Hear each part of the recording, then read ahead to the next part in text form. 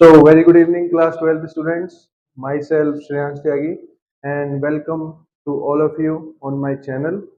Students, हमारी issue of shares की series में हमने calls in advance and calls in arrears तक के कंसेप्ट हम कर चुके थे and today we are going to start our new topic which is over subscription of shares. Okay, so the name of the topic is subscription over subscription of shares. What do you mean by over subscription of shares? Over subscription of shares का मतलब होता है कि English में लिखें तो when when the number of share issued when the number of shares issued are less than the shares applied, less than the shares applied, then that situation is called over subscription. Over subscription, वो over subscription of shares की situation कहलाती है जब हमारे number of share किससे ज्यादा हो, हमारे number of shares issued number of share applied से कम है. फॉर एग्जांपल, कोई कंपनी है हमारी एक्स लिमिटेड ने शेयर इशू किए हैं, शेयर्स इशूड, एक्स लिमिटेड ने शेयर इशू किए 30,000, ठीक है, और पब्लिक ने शेयर्स अप्लाई किए हैं, शेयर्स अप्लाइड, हमारे शेयर्स अप्लाइड हुए हैं 40,000 के, ठीक है ना.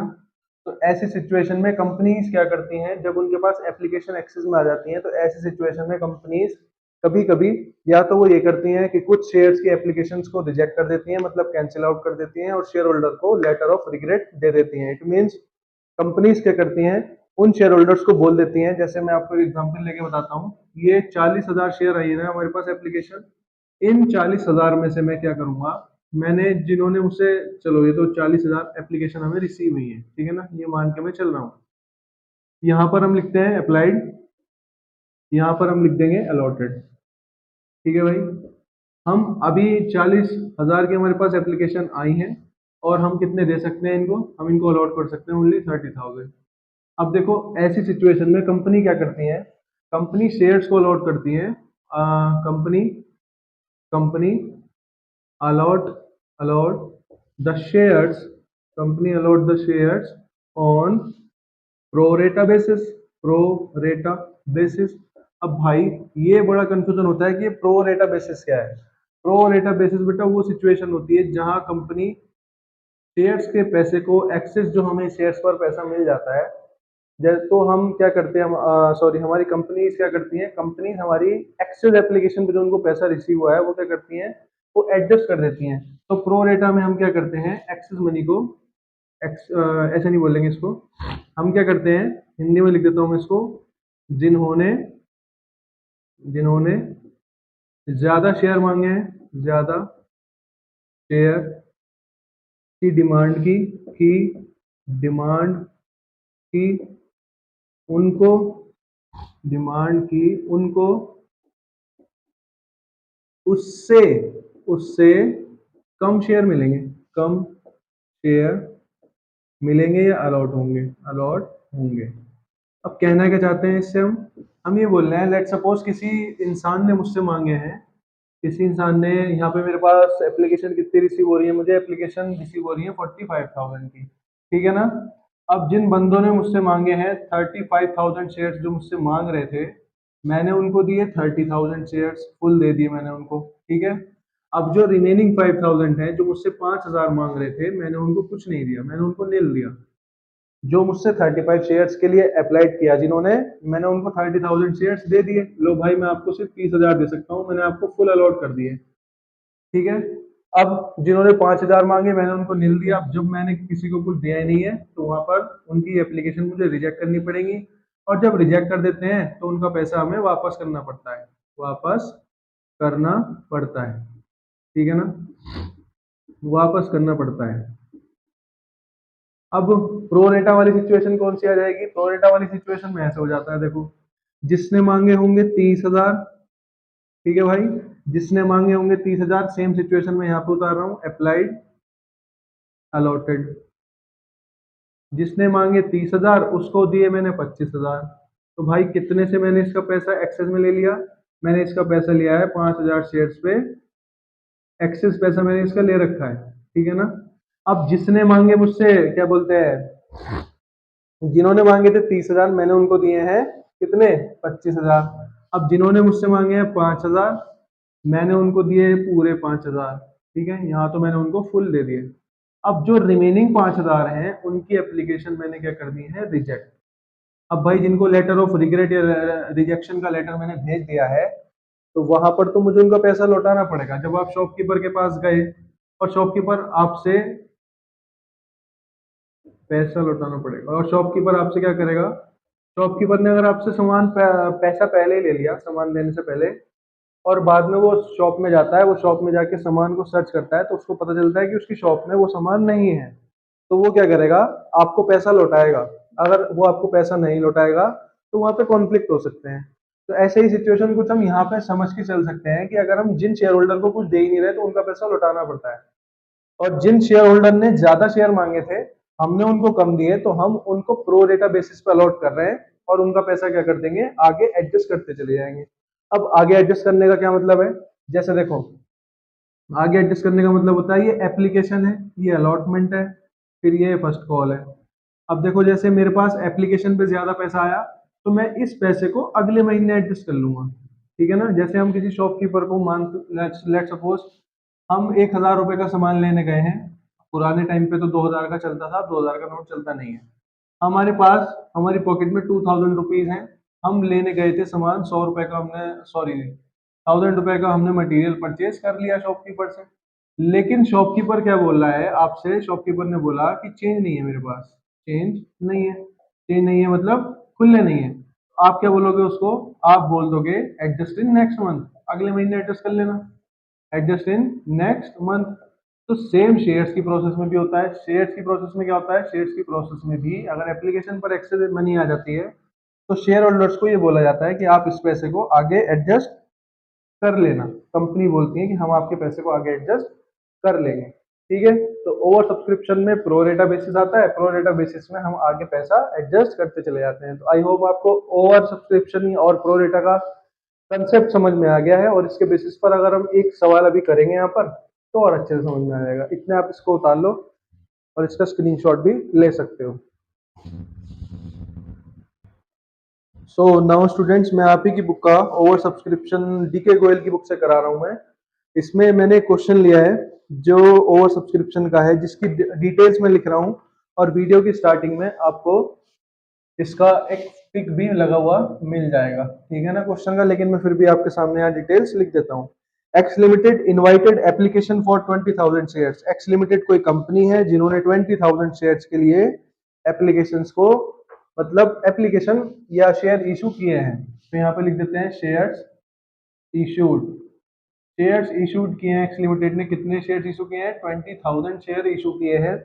नेक्स्ट लाइन में लिखा है 10 rupees each payable as follows. 10 रुपए का एक शेयर रहने वाला है, तो यहाँ पे लिख देंगे 20,000 share at the rate 10 rupees each, ठीक है ना। 10 रुपए का एक शेयर रहने वाला है। आगे लिखा है एप्लीकेशन पर हमें 3 रुपए मिलेंगे, अलॉटमेंट पर हमें 2 रुपए मिलेंगे। तो यहाँ पे लिख सकते हैं एप्लीकेशन पर कितने मिलने वाले हैं, एप्लीकेशन पर मिलेंगे 3 रुपए। अलॉटमेंट पर कितने मिलने वाले हैं, अलॉटमेंट पर हमारे क्वेश्चन में लिखा हुआ है कि हमें अलॉटमेंट पर 2 रुपए मिलेंगे, 2 रुपए मिल जाएंगे। फर्स्ट कॉल पर कितने रुपए मिलने वाले हैं, फर्स्ट कॉल पर 2.5 रुपए मिलेंगे। सेकंड कॉल पर कितने रुपए मिलने वाले हैं, सेकंड कॉल पर हमें भाई 2.5 रुपए ही मिलेंगे, ठीक है ना। ये हो गया हमारा क्वेश्चन। अब क्वेश्चन में बोल रहा है कि पब्लिक अप्लाइड फॉर 30,000 शेयर। देखो ये तो शेयर्स इशूड है, जो कंपनी शेयर इशू कर रही है। अब आए हैं कंपनी में जो शेयर होल्डर आए हैं, उन्होंने शेयर्स के लिए अप्लाई किया है, उन्होंने अप्लाई किया है 30,000 शेयर के लिए, which is more than 20,000। Share holder आगे ज्यादा मांग रहे हैं और मैं शेयर कम इशू कर सकता हूँ, मतलब मेरे पास शेयर तो 20,000 ही है ना भाई, अल्टीमेटली मुझे इनको 20,000 ही देना है जो 30,000 मांग रहे हैं। एडजस्ट तो कहीं ना कहीं करना पड़ेगा, और सिचुएशन को प्रो डेटा बेसिस भी कहा जाता है। तो पब्लिक ने अप्लाई किया 30,000 शेयर्स के लिए। एप्लीकेंट जिन्होंने 8,000 शेयर मांगे, ऐसे एप्लीकेंट जिन्होंने 8,000 शेयर मांगे, देखो मैं यहाँ कर रहा हूँ, मैं यहाँ बुक के ही लैंग्वेज में लिख देता हूँ। एप्लीकेंट हाँ एप्लीकेंट ही है। एप्लीकेंट्स फॉर 8,000, 8,000 जिन्होंने मांगे उनको मैंने दिए फुल शेयर्स। अब जब इनको फुल दिए तो इनका फुल ही पैसा आने वाला है। 16 एप्लीकेंट्स फॉर 16,000 शेयर्स, जिन्होंने 16,000 मांगे हैं मैंने उनको दिए हैं 12,000 शेयर्स। उनको मैंने कितने शेयर अलॉट किए? 12,000 शेयर्स अलॉट किए। अब जिन्होंने मांगे हैं स्टूडेंट्स मेरे से 6,000 शेयर, मैंने उनको कुछ भी नहीं दिया है, मैंने उनको नील दे दिया। ठीक है ना? मैंने उनको कितना दे दिया? जी, मैंने उनको नील शेयर दिए हैं और मैंने उनको कुछ दिया ही नहीं है। All the money were duly receive, सारा पैसा हमें रिसीव हो चुका है। और पास द नेसेसरी जनरल एंट्री, सारा पैसा हमें रिसीव हो गया है। अब हमें क्या करना है? नेसेसरी जनरल एंट्रीज को पास आउट करना है। मैंने क्वेश्चन आपके सामने उतार दिया। अब क्वेश्चन को समझाने की बारी आती है। जिन्होंने 8,000 शेयर मांगे हैं मैंने उनको फुल दे दिए, तो उनका तो पैसा पूरा ही आया होगा ना। उन्होंने अपने जितने का उन्होंने सामान खरीदा उन्होंने उतने का पैसा दिया। अब सेकेंड एंट्री में क्या है? जिन्होंने 16,000 की मांग रखी है मैं उनको 12,000 रुपए दे रहा हूँ, सॉरी 12,000 शेयर दे रहा हूँ। जैसे हम कभी सब्जी खरीदने जाते हैं, इसका एक बेस्ट एग्जाम्पल ये भी हो सकता है। मतलब ये शेयर्स के लिए एग्जाम्पल नहीं है, ये मैं नॉर्मल सा ऐसे एग्जाम्पल दे रहा हूँ। सब्जी वाले ने बोला या किसी शॉपकीपर ने बोला कि ये सामान 16,000 का है, तो हम बार्गेन कर करके नीचे ले आते हैं। लेकिन यहाँ एग्जाम्पल मैंने वहां से कनेक्ट किया है, लेकिन कंपनीज क्या करती हैं? कंपनीज बोलती हैं भाई हमारे पास उतने शेयर्स नहीं है आपको देने के लिए, आप 16,000 मांग रहे हो, हम आपको 12,000 दे सकते हैं। तो कंपनी ने 16,000 की जगह 12,000 दे दिए, तो एक्सेस पैसा कितना आया? एक्सेस पैसा आया हमारे पास 4,000 शेयर्स का। ठीक है ना? 16,000 में से 12,000 माइनस करूंगा तो 4,000 शेयर्स का पैसा एक्सेस है। 4,000 shares money received, received in excess, excess में पैसा आया हुआ है। ठीक है ना? ये चीज हुई। इसके बाद जिनको मैंने कुछ दिया ही नहीं है तो उनके तो पैसे मुझे लौटाने पड़ेंगे ना। जिनको मैंने कुछ दिया नहीं तो रिटर्न करने पड़ेंगे भाई, रिटर्न करने पड़ेंगे। पैसे रिटर्न कर दो इनके, कोई दिक्कत नहीं है। अब इसकी जनरल एंट्री पास करनी है, बहुत आराम से कर पाएंगे, कोई दिक्कत नहीं है।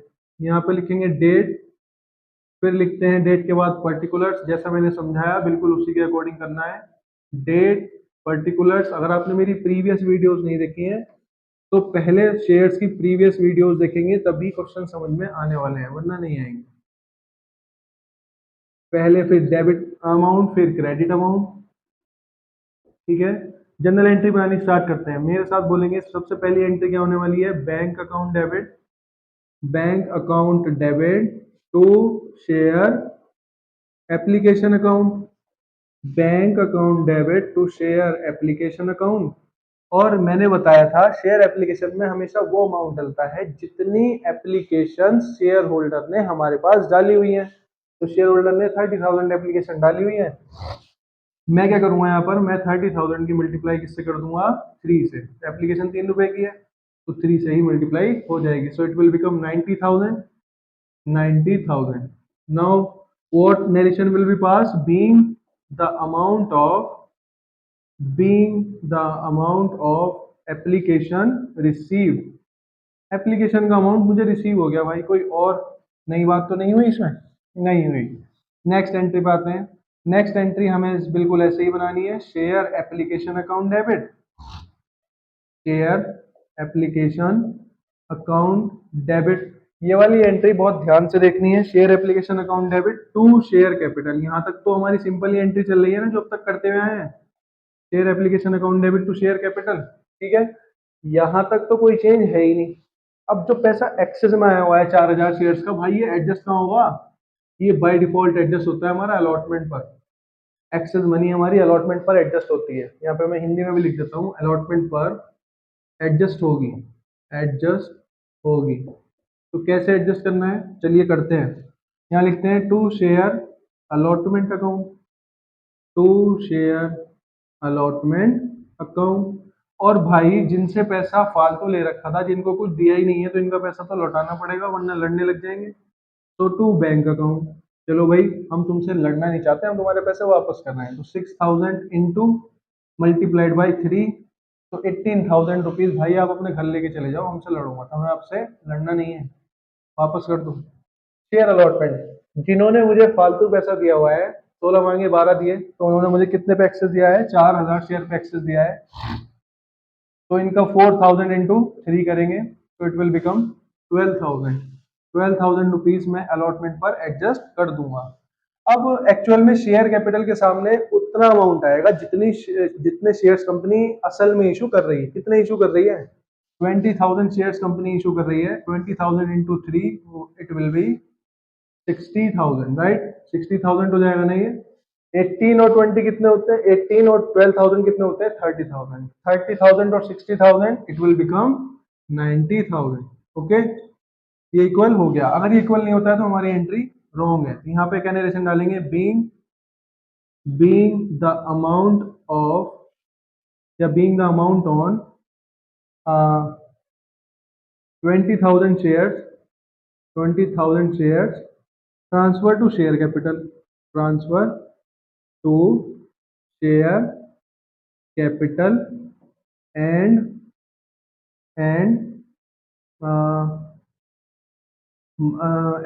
Money return on how much shares? 6,000 shares. ठीक है, ये भी लिख सकते हैं। नरेशन लिख दी। अब जो क्वेश्चन चलने वाला है वो तो बिल्कुल सिंपल चलेगा। क्वेश्चन अब सिंपल चलने वाला है, कुछ भी ऐसा नहीं होगा। सिर्फ इसकी एक एंट्री है जो कि थोड़ी सी कॉम्प्लिकेटेड हो सकती है, वो मैं यहाँ करके दिखा रहा हूँ। अब जो हमारी एंट्री आएगी, ये तो हमें पेमेंट मिल चुकी है एप्लीकेशन की। अब अलॉटमेंट में मुझे एडजस्ट करना है कुछ पैसा। एंट्री डालेंगे share allotment account debit to share capital. ऐसे ही तो होता है, शुरुआत से ऐसी एंट्री बनाते हैं। तो share capital account debit to share capital, share allotment account debit to share capital. Share allotment है हमारी 2 रुपए की। कितने शेयर इशू कर रही है कंपनी एक्चुअल में? 20,000। कितने शेयर इशू कर रही है? 20,000। तो 20,000 multiplied by 2, so it will become 40,000। Okay, 40,000 बन जाएगा ये। अब when we are going to receive the payment, the payment amount will be, now let's see how am I calculating the figure of allotment money. So bank account debit to share allotment account, ऐसे लिखते थे entry. तो यहाँ पे देखो क्या करेंगे। मैंने नरेशन इसलिए छोड़ दी है क्योंकि नरेशन इनकी इजीली आप लिख सकते हो। क्या करना है? मुझे कितना अमाउंट रिसीव होना चाहिए था? मुझे रिसीव होना चाहिए था 40,000 अमाउंट मुझे रिसीव होना चाहिए था।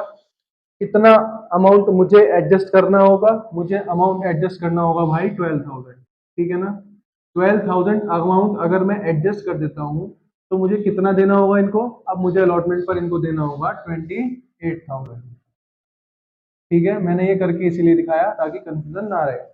40,000 मिलने थे, 12,000 मुझे एडवांस में मिले हुए हैं, तो वो एडवांस में यहाँ एडजस्ट कर दूंगा तो 28,000 हो जाएगा। ठीक है, अब भाई कोई भी कॉम्प्लिकेशन नहीं बचा क्वेश्चन में। तो यहाँ सिंपल सी एंट्री बनेगी share first call account debit, share first call account debit to share capital. बिल्कुल सिंपल क्वेश्चन चलने वाला है। Share first call account debit to share capital account. 2.5 की इससे मल्टीप्लाई कर देंगे। 2.50 की मल्टीप्लाई अगर हम इससे करते हैं तो कितना बैठेगा? ये हमारा बैठने वाला है 20,000 into 2.50, so it will become 50,000। I think 50,000 बैठने वाला है। ठीक है ना भाई?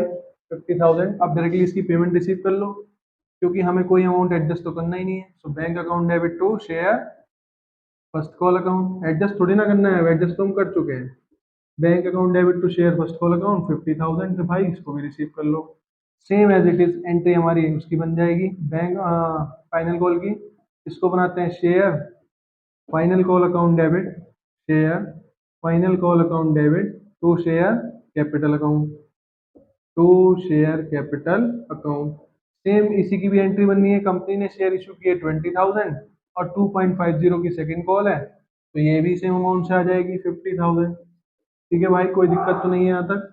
अब इसका भी पेमेंट रिसीव कर लो। इसका पेमेंट रिसीव करेंगे, क्या एंट्री बनने वाली है? Bank account debit, bank account debit to share, bank account debit to share second call account, bank account debit to share second call account 50,000 share. Question खत्म। आप इसका स्क्रीनशॉट ले लो एक बार। पूरा क्वेश्चन हो गया। ये ले लिया होगा आपने स्क्रीनशॉट, आई होप आपने ले लिया होगा।